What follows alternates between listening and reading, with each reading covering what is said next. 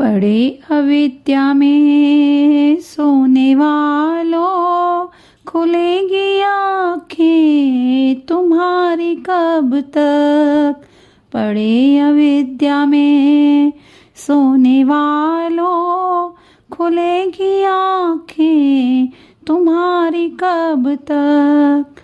शरण में आने की सद्गुरु की करोगे अपनी तैयारी कब तक। शरण में आने की सद्गुरु की करोगे अपनी तैयारी कब तक। पड़े अविद्या में सोने वालों, खुलेगी आँखें तुम्हारी कब तक। नया न बचपन वो खेल बिन है, चढ़ी जवानी ये 4 दिन है। नया न बचपन वो खेल बिन है, चढ़ी जवानी ये 4 दिन है। समय बुढ़ापे का फिर कठिन है, रहोगे ऐसे अनारी कब तक।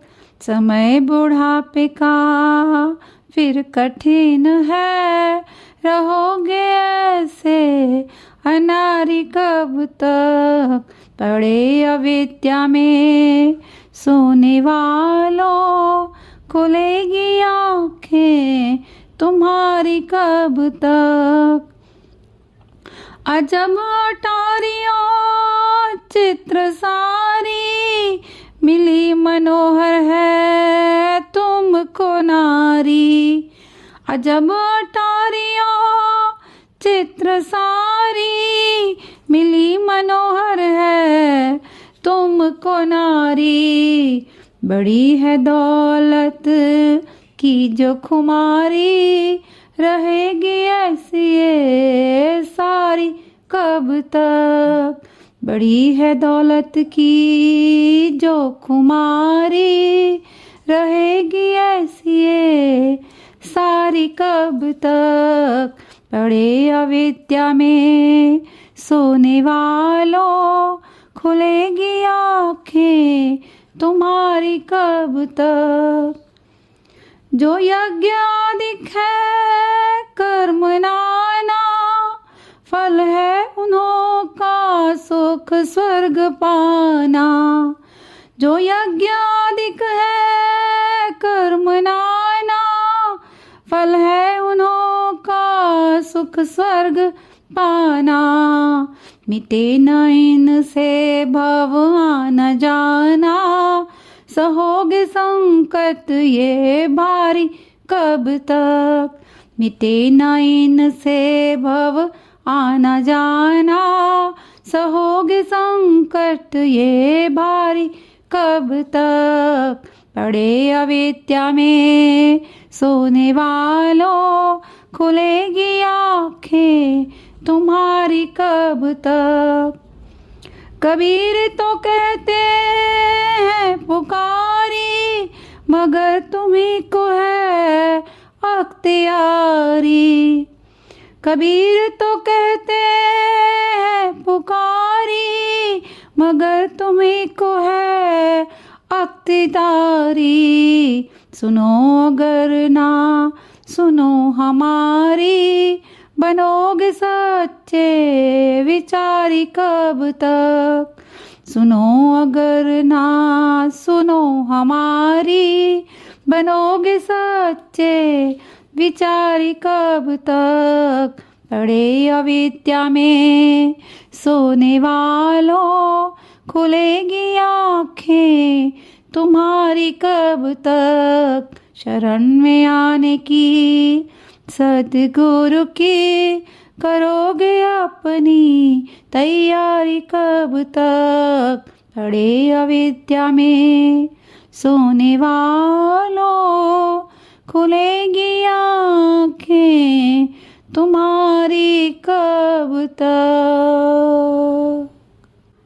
कबीरदास जी इस भजन के द्वारा हमें समझाना चाहते हैं कि हे मनुष्य, हे इंसान, तुम अज्ञानी कब तक बने रहोगे? कब तक अंधकार में ही रहोगे? ज्ञान कब लोगे? अपनी हकीकत को कब पहचानोगे? सद्गुरु की शरण में कब जाओगे? जब सद्गुरु की शरण लोगे तभी वो तुमको तुम्हारी हकीकत बताएंगे कि तुम क्या हो और तुम क्या करने के लिए इस दुनिया में आए हो, किस लिए तुम्हारा जन्म हुआ है।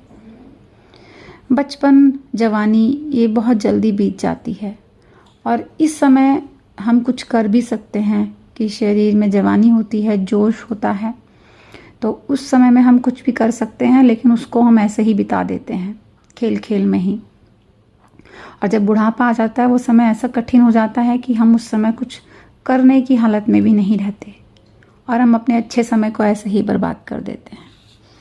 हमें नारी मिल जाती है, हमारी विवाह हो जाता है, हमारी शादी हो जाती है, हम दौलत कमा लेते हैं, तो हम इनका ही घमंड करना सीख जाते हैं कि हमने पता नहीं क्या कमा लिया, जबकि ये सब क्षण भंगुर है। पता नहीं कौन कब साथ छोड़ देगा, समय का कुछ पता नहीं होता है।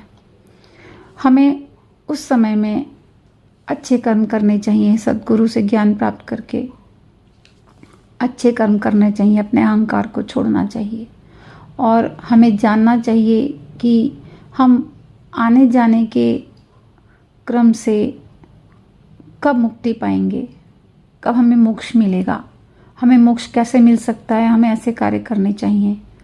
अगर हम नहीं करेंगे तो हमें बहुत ही दुख झेलना पड़ेगा, कष्ट झेलना पड़ेगा। हम मोह माया के पीछे ही भागते रहेंगे तो हमें कभी भी आनंद मिल ही नहीं पाएगा।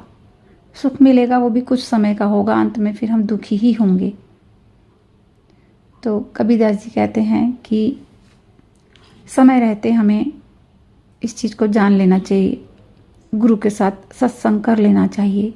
यदि हम ऐसा कर पाते हैं तो हम अपने कष्टों को कम कर लेंगे और आनंदपूर्ण तरीके से जी पाएंगे और अंत में हम मोक्ष को प्राप्त कर लेंगे। बंदगी कबीर साहब की।